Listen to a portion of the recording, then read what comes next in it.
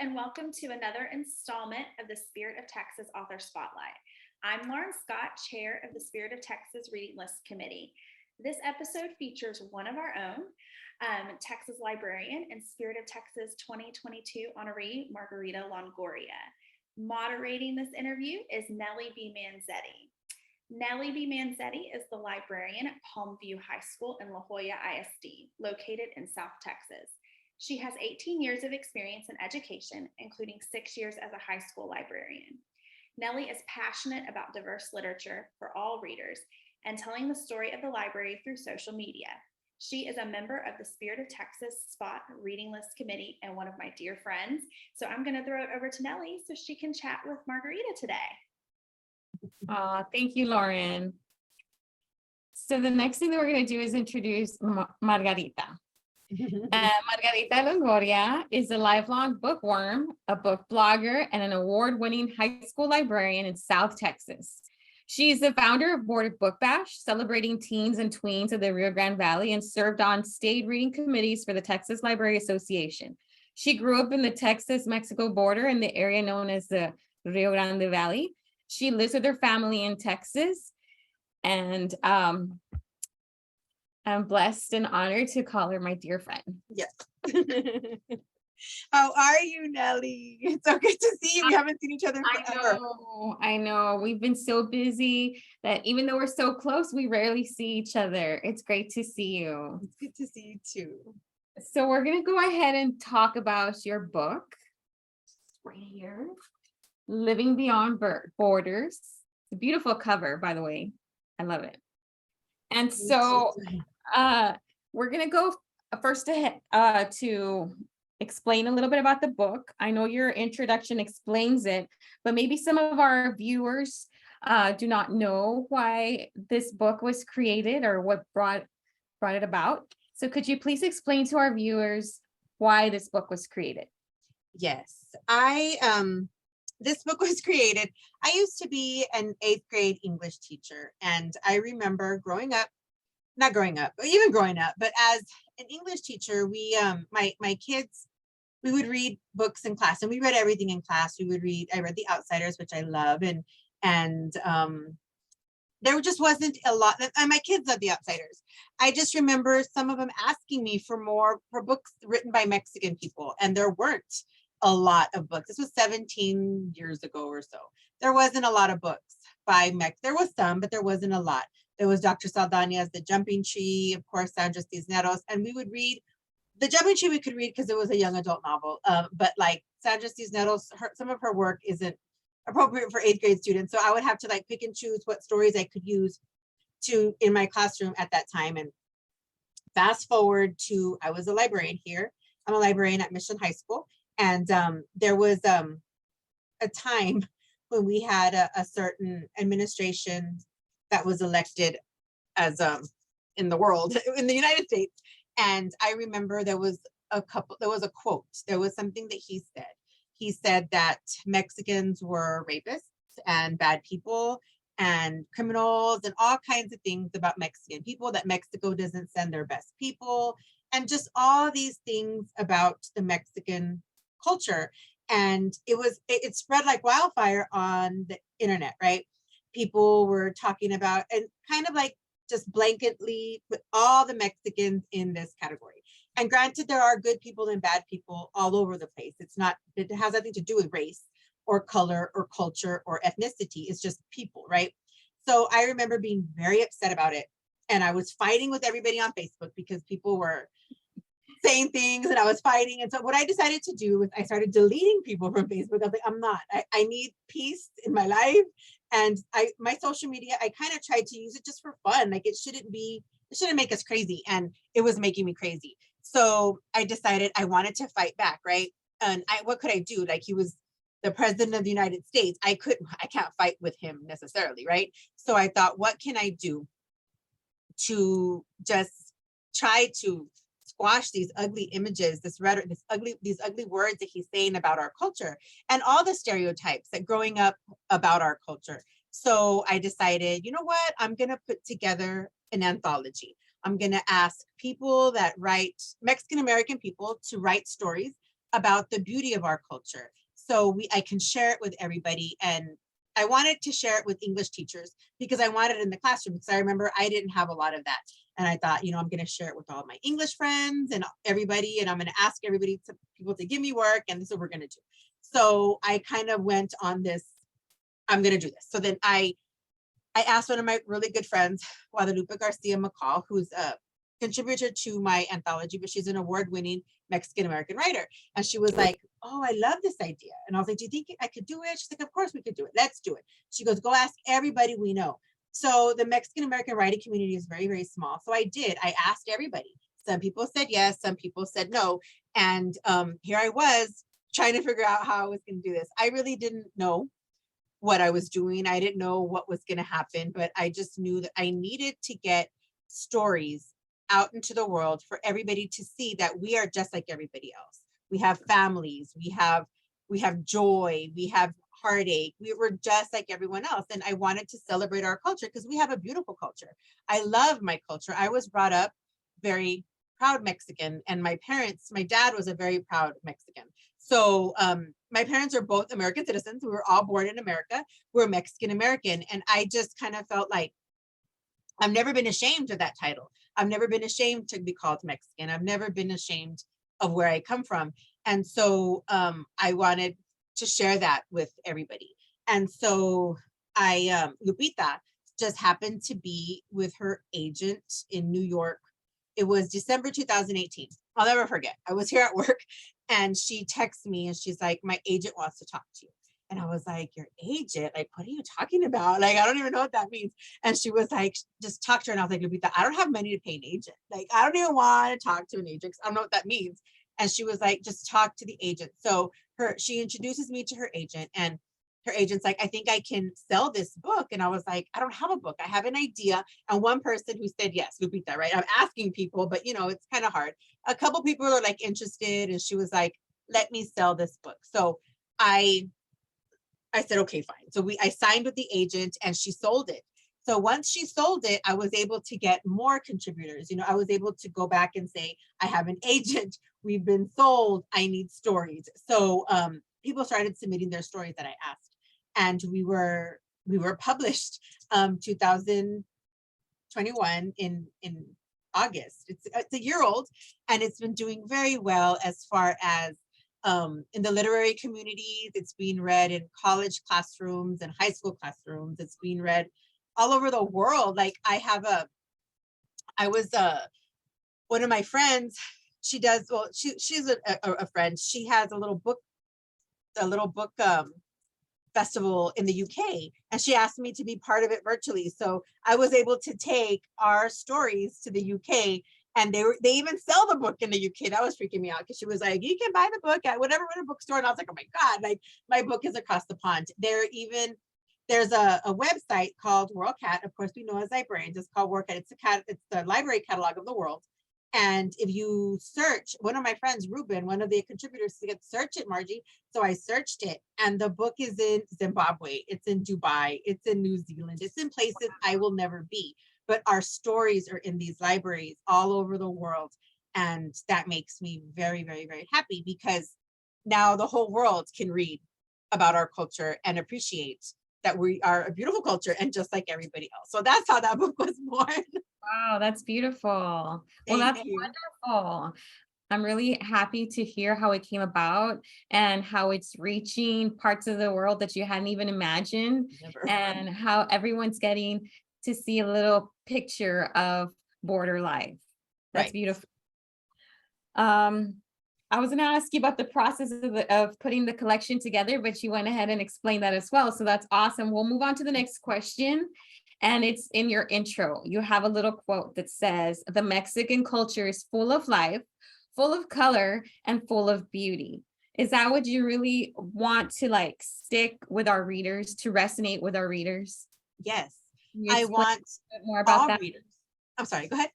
Can you explain a little bit more about that, about it being like, I just thought it was a beautiful sentence, like how our culture is full of life, full of color, and full of life. We're a beautiful culture. We come in all shapes and sizes and in all hues. Like everybody thinks, oh, a Mexican looks a certain way. No, we look like, I mean, we're different, all of us.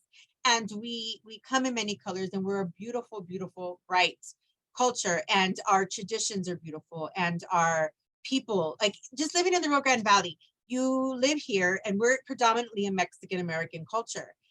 I mean, how beautiful is the valley? People like to talk, I know some people like to say ugly things about the valley, but we are a beautiful culture, and we are beautiful people, and we are good people. We're not all bad people. And that is what I want to resonate with readers, people who aren't familiar with the Mexican American culture. I want them to read this book and learn about us, learn about that we're just like them. We have families, we're happy sometimes, we're sad sometimes, we have, heartache and trials and tribulations, and we have success, and we have we're just like everyone else. And that to me is very important. And we are a big, beautiful, bright light, and we're the biggest minority group in the country.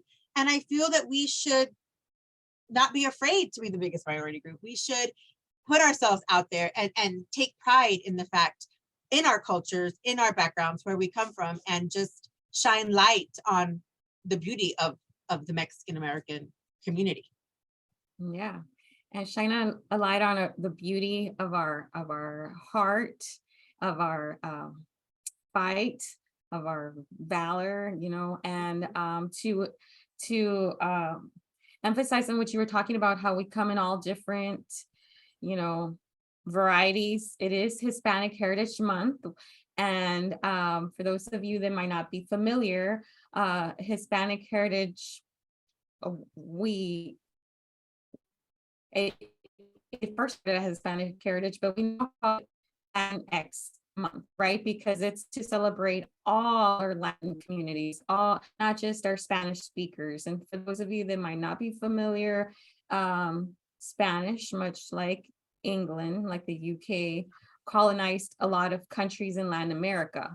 And so that is why, you have a lot of Spanish speakers in all these countries, but you also have Portuguese speakers because of Portugal and things like that. And so that's why we go with the umbrella of Latinx. And like you mentioned, it's beautiful to see how we fall in this umbrella, and being one of the biggest minorities in the US. I'm glad that we're getting to shine a light on that, on the beauty of our culture, and that our students get to see representation. Because like you mentioned, growing up, the only book that I basically read was Bless Me Ultima by Rodolfo Anaya. And it wasn't until I went to college that I read Sandra Cisneros. And of course, I loved reading, Madeline or Matilda. Readers will love books, but it was such a fantastic thing to see myself in a book, to see someone like myself, reading about things that we hear about here, like in the Valley, like a curandera, or, things that are so unique to us that are not seen across the world. And it was so neat to have those stories as we were growing up, and now for our own children, right? Because you've shown pictures of your own son, and to have our own students to be able to see themselves in the books. I mean, it's a beautiful thing that you created, Margie, and we really wanted to shine a light on that as well. Thank you. And that was very important to me because I serve young adults, right? I'm a young adult librarian in the high school, and then I taught young adults. And then I have children of my own, and I have nephews and nieces. And it was very important to me because the words that were being spoken about us, words can cut, words hurt. They say the tongue it doesn't have any muscles, but it's like this, I don't know how the little saying goes. It's a very, the tongue is a very powerful thing because of the words that we say, and words can hurt. Words can attack, words can really make an impact on people. So to say these ugly things about our culture, my problem was, you're saying this to my young people, to our young people. You're telling them they're not good enough, they're not as important as other cultures, and that was not right with me. Like, you were not going to tell our young people that they weren't worthy and that they weren't good people. So I wanted a book or something to show them, for them to be proud of where they come from, for them to read the stories and see themselves like, yes, it's just like my family. Yes, this happens. And yes, we are good and positive people as well. So that was very important. It was very important for me to put this book in the hands of young people, first of all, and that's why I was like, I'm just going to make copies. I'm going to put it in all the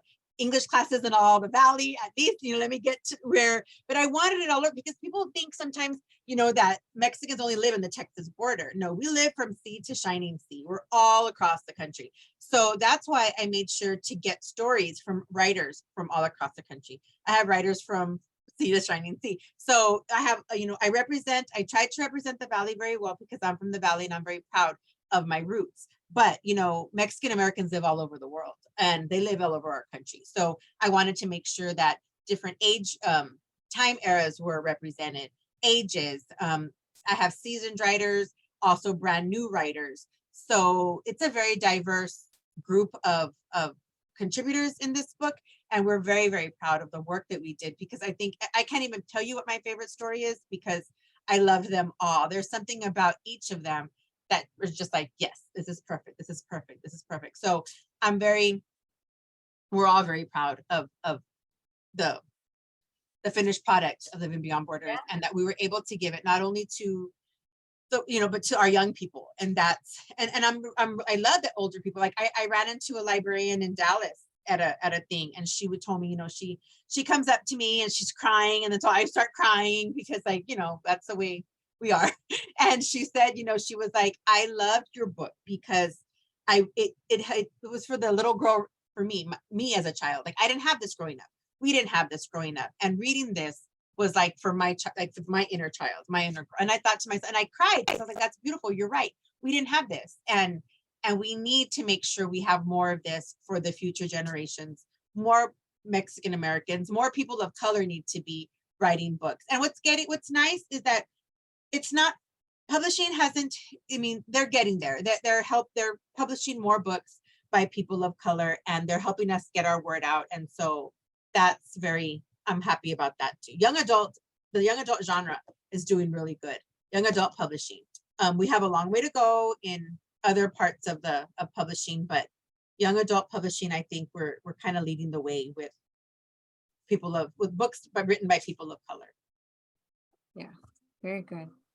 And to reiterate on what you said, yes, I agreed with that librarian. Reading the book, it was like, oh, this is what I needed growing up. Mm-hmm. Yeah. And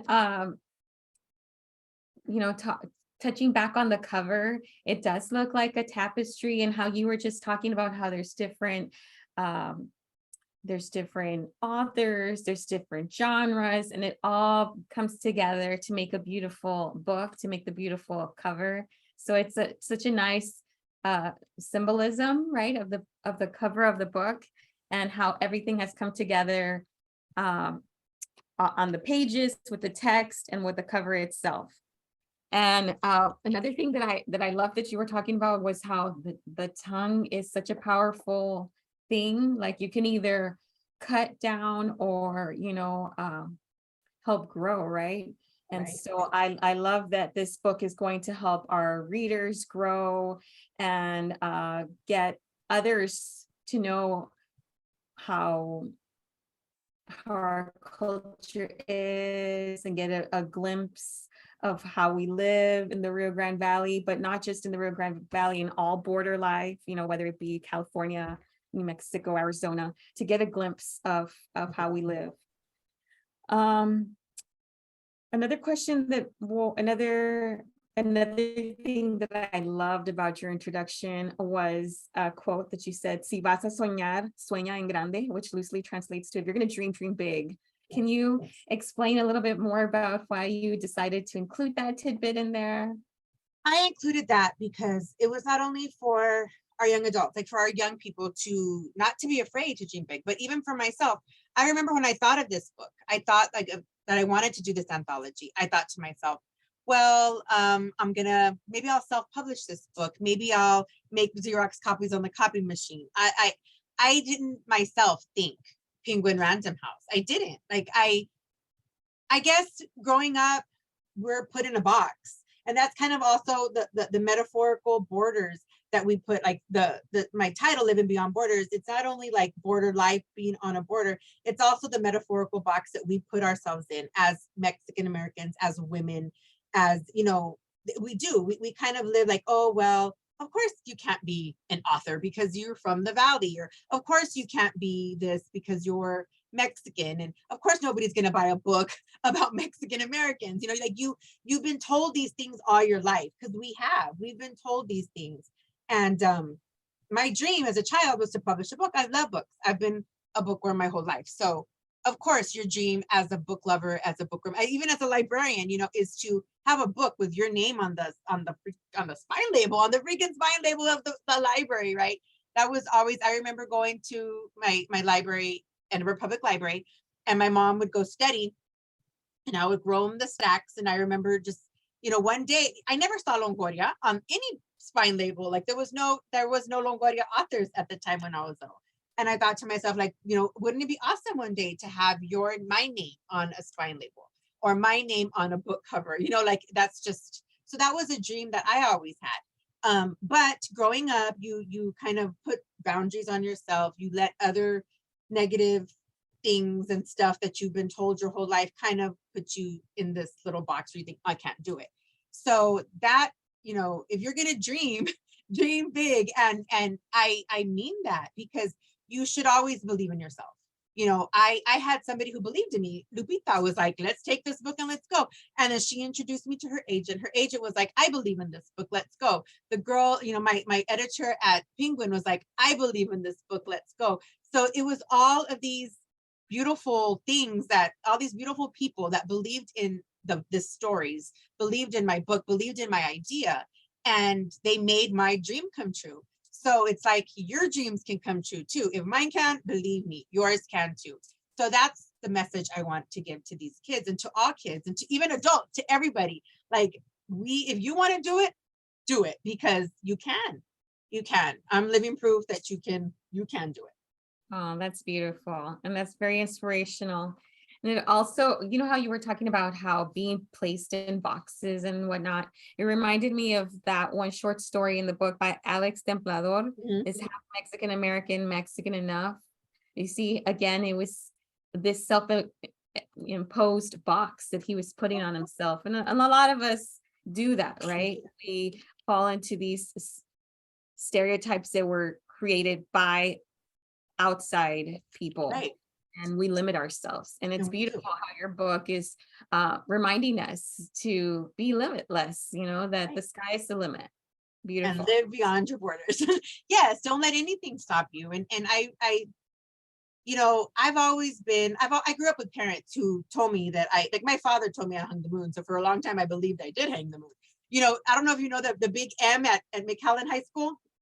We used to go play football. My dad was, my Uncle Richard was the head football coach for the Edinburgh Bobcats growing up. So we would go to all the football games, and we would go to McAllen High School to watch football, to watch the Bobcats play. And I remember the big M, my dad would tell me that the M stood for Margie. I believed that till I was like 18 years old. Somebody's like, no, Margie, it stands for McAllen. Like, what do you mean?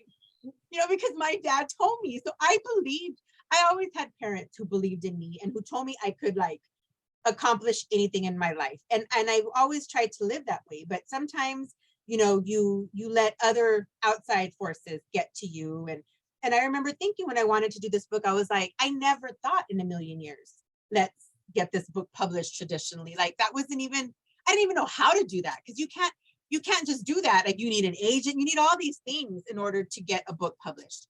And it's not easy to get an agent. And it's not easy I have friends who years and years, you know, before they get agents or before, you know, so I never even, that was never, my dream was like, I was going to do this and it was going to be, so for it to happen the way it happened, like everything just kind of fell together. My story is not typical. And that's what I try to tell people. What happened to me, I'm very blessed, because that's how it usually happens to people. People usually have to query agents and for years until they find somebody that's a fit for them to sell books that they've been writing for years and years.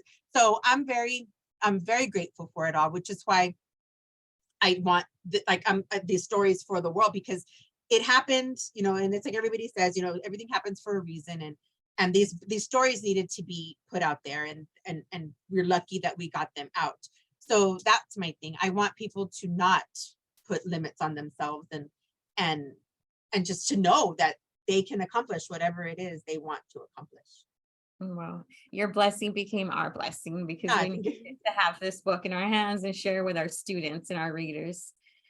I know you talked a little bit about some of the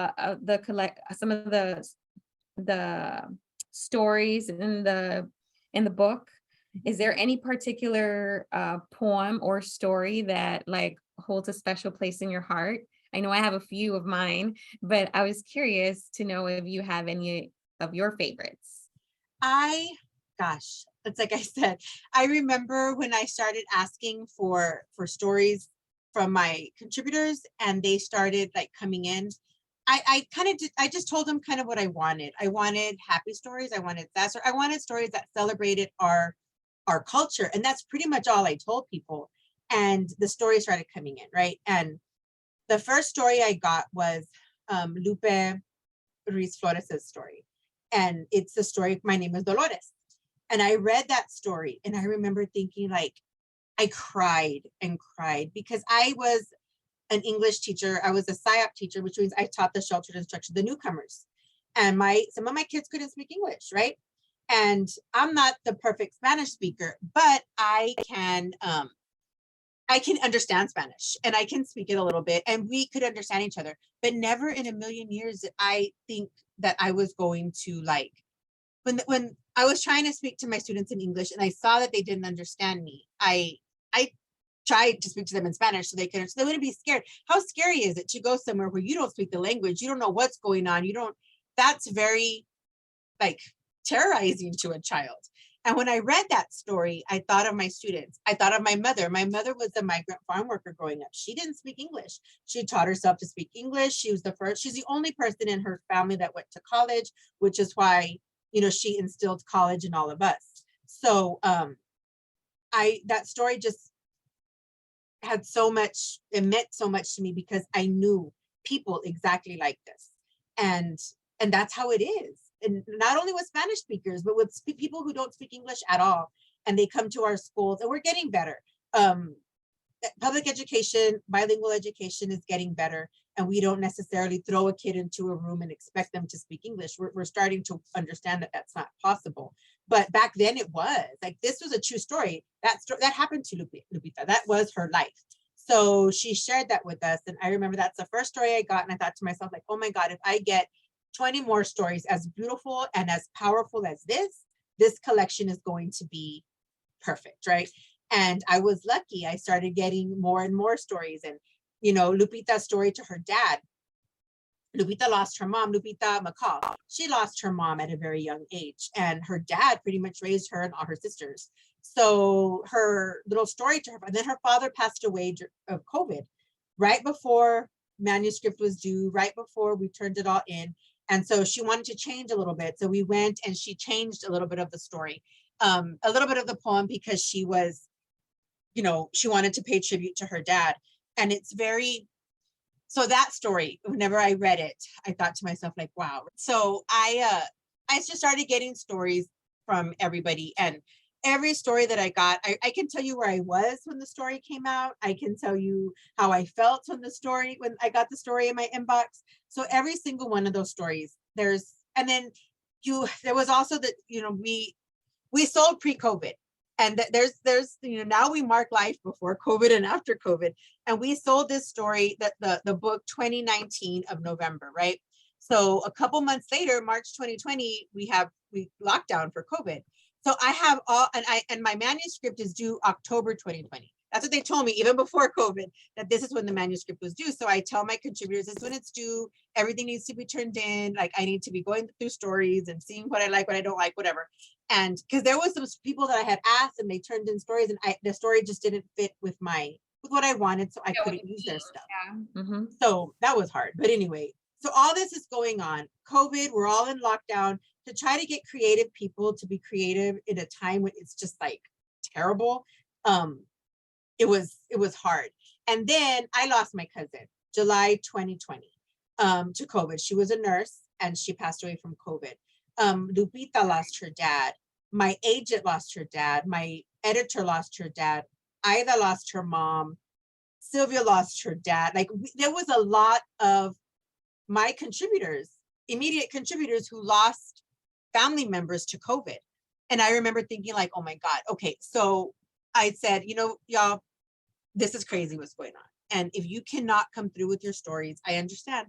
Like we will, I know we all have a contract, everybody signed a contract, but we'll figure this out. Like, I'm not going to force anybody to, it was a very, very tough time for everybody.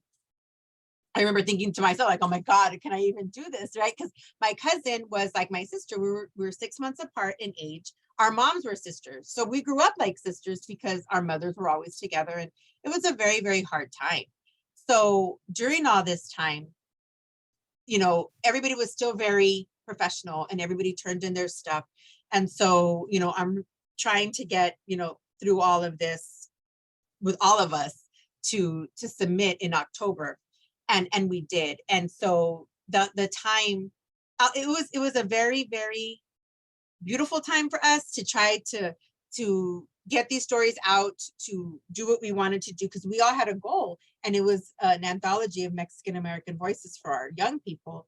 But at the same time, it was really hard for some of us and for some of them to try to get something, done for an anthology. So there's every single story means something to me because of everything that we all went through during this time to put the collection together.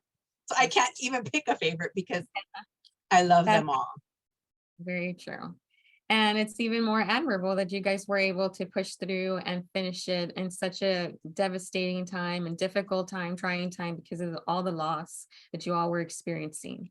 Yes, it was hard, but we were happy that it was that we were able to do it, and it was, I'm glad. And we at the end of it all, everybody was very, very happy and very, very proud of the work that we were able to put together for this anthology. Well, in the midst of all the tragedy and the death, you all birthed a beautiful book. So kudos on that. I think the one that you were trying to remember was I Want to Go Home by Justine Nottle, right? Yes. Yeah, that was a beautiful poem too. Justine and I are, and the thing about Justine and I, Justine was 5 years ago, was it 5 years ago? 5 or 6 years ago, I needed my library clerk. I work at a high school. The library clerks were here for 30 years. So they were librarians without library degrees. Those ladies ran this place. I was just here for looks, right? And just like, I'm the librarian in title. They were the librarians. They ran this place because it's my first year as a librarian. I didn't know what I was doing. They're the ones who taught me. My clerks taught me everything that I knew because they were librarians way before, I ever even was. So they were just these beautiful people to me. One of my clerks one of them had to retire. She left, but my last clerk, she got very sick. And she was not only my clerk, she was like my mom. I was the same age as her daughter. So she treated me like her daughter. And, she was like my mother. And she got very sick. So she was, in the hospital for a while. She was out, and I was like, well, can I wait? They were like, well, Cindy is going to come back. She's not going to come back. And I was like, I'll wait for Cindy. Like, I don't care. Like, Cindy can just sit there. Like, I didn't want Cindy to retire. I was like, I don't know what I'll do without Cindy. Like, I'll die without Cindy. I mean, I was like so dramatic because I didn't think I could live without Cindy. And I was like, I can't. And my principal was like, Margie, Cindy needs to retire. The doctor says Cindy's going to retire, and you either hire a clerk or you don't have a clerk. Like, they'll close the position. So I was like, oh my God, how do you replace Cindy? I can never replace Cindy, right? So they called in people to interview, a bunch of women. Well, Justine walks in one day, and I remember I asked all the clerks, like, what's the last book you read? Because I feel if you're going to be a library clerk, you should know it. You should read a little bit. Well, Justine was the only one that read a book, that had told me about the book she read. And then she was like going on and on and on. And there was just something about her. I was like, I love this person. She was a young girl. She was like 23 or 24. She was young. And I was like, I want her. That's my clerk. So, nobody can replace Cindy, but at least I'm going to get somebody who's read a book, right? So they hired Justine, and she becomes she's like my soulmate friend, like we're just so, And as she's here, she's going to college. She's going to get an English degree. But I discovered Justine is this amazing writer. Like, she's a creative writer. She was taking creative writing classes, and I would read her stuff, and I was like, how are you not published? Like, her poetry was just, I was like, oh my God, Justine, like, we need to get you published. Like, she was so amazing. So whenever I was going to do this book, I remember I thought, you're going to write me something, a poem, a story, whatever you want, something, and I'm going to put it in this book.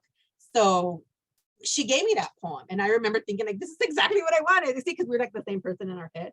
So her poem was perfect for this book. And this is the first time she had ever been published. So this was kind of like her debut to the world. And right now I'm real proud to say she graduated from college with her English degree. Now she's working on an MFA.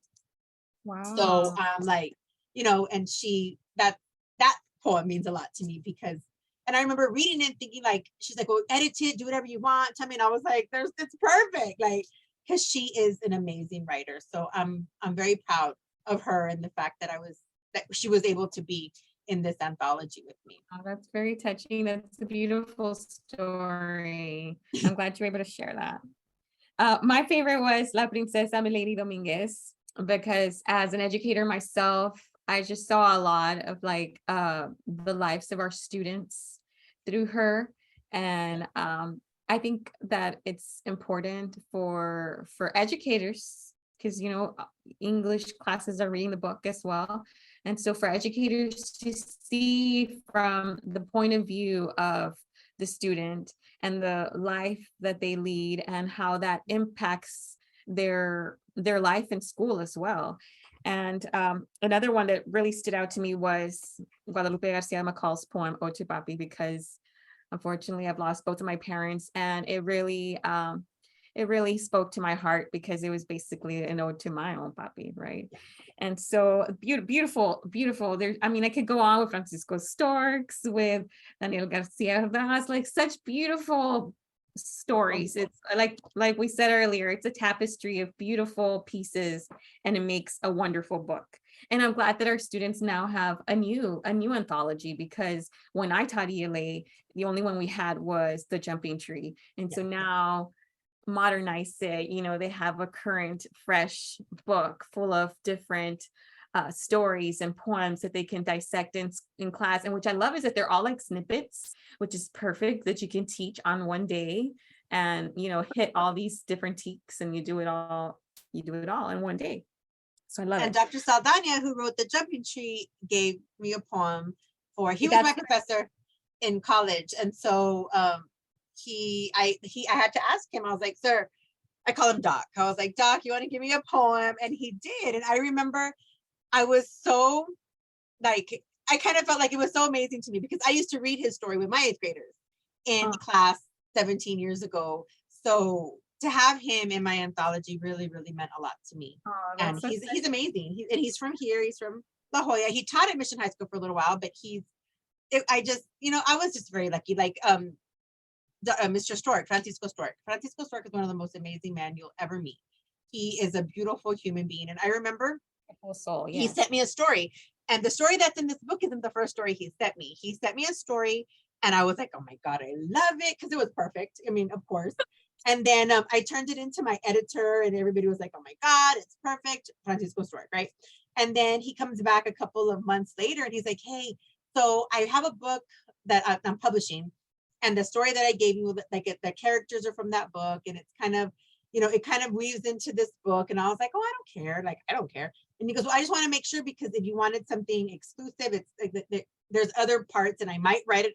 He was like, I might use it for something else. And I was like, sir, that's fine with me. But he goes, you need to ask your publisher, Margie, like, because I didn't know. I was like, it's fine.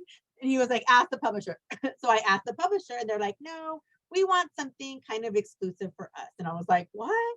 Like, how do I go back and tell this award-winning, amazing, sir, you need to send me another story? Like, who does that, right? So I was so embarrassed, and I was like, oh, I tell him, and he was like, you don't worry about it, I'll write you a new story. And he did. Like, a couple of days later, in my inbox, Margie's story. And that's how he gave it. He goes, I won't use it with anywhere else. This is your story, all for the anthology. Don't worry about it. But like, who does that? Like, he was just amazing. You know, he was, and then to be able to be like, I'll just write you another story in 5 seconds. And he pretty much did that. He pretty much just wrote me a new story in a couple of days. That was perfect because I sent it to my editor at Penguin and they were like, okay, this is good. We'll take this one. Love it. So Yeah. it's just, I was everybody in that book. Like you read the names around it and I feel like we're all a family, and it's been a very, I've been blessed, and the whole journey with them has been amazing too. Like there's times when I'm in different places where if they're in the town with me, I'll invite them to come and present with me, and we do like our things together, because they, here in the valley I do a lot of it because I have a lot, there's a couple that are here local, and they'll show up to different, like at the library, and the libraries invite me places, and people invite me places. I'll invite some of the contributors if they can come, and we just talk books and the importance of diverse literature and why we do what we do, and the advocacy, and to be an activist for Latino literature and for culturally relevant literature for everybody. So it's been a great thing. I love it. We love it too. And we're so glad that you put it out into the world and then we're able to share it with our students and with other readers, young and old, because there's something here for everyone. Yes. Anyone. And before we wrap up, I just wanted to know, is there anything that Ms. Margie is working on currently? I Or am. books and you book talks, you know. I am working on, I have actually a proposal that I have going right now, and hopefully my agent can sell it soon. And I have a couple of projects that I'm working on at the moment that of course they don't let us talk about, but hopefully soon we'll have, and then I'm hoping, I'm like, oh my God, come on, let's do it already. So I'm hoping, but yes, I have a couple more projects that I'm working on right now right now. Well, once again, thank you so much, Margarita Longoria, for being with us today. Thank and you. helping us spotlight your beautiful book, your anthology. I want to say thank you to you all for picking this book for Spot. I'm a librarian from the Texas librarian too, like y'all. And I used to serve on reading committees once upon a time. And I served on Spot. That was like my first reading committee was Spot years ago. So I know the work that goes into picking books for Spot. I know the work that goes into finding the curriculum and all this stuff for Spot. So the fact that you picked Living Beyond Borders, I was like overjoyed, because it means a lot to me, because it came from you guys, and you guys are, you're me. We're librarians, and thank you so much. Because we're all librarians, and in Thank you so particular much. high school librarians. And you know, we had to just pick it because it was a beautiful book, well written, lots of different, and it's, you know, it's got the Texas factor, which we love. And once again, thank you for, you know, sharing some of your time with us so that we could shine a light on your book. And I'm going to go ahead and send it over to our chair, Lauren Scott. Well, thank you, Nellie, and thank you everyone for joining us today for our Spirit of Texas Author Spotlight with Margarita Longoria. Thank you to our Spirit of Texas reading list member, Nellie B. Manzetti, for her wonderful interview. Be sure to check out our Spirit of Texas website for book club activities, read-alikes, and more for Living Beyond Borders and all of our 2022 Spirit of Texas books and authors. Stay tuned for our next episode coming soon to our YouTube channel and our Spirit of Texas website. Thank you again, Nellie, Margarita, and also to Margarita's publisher for our time together today. Thank you.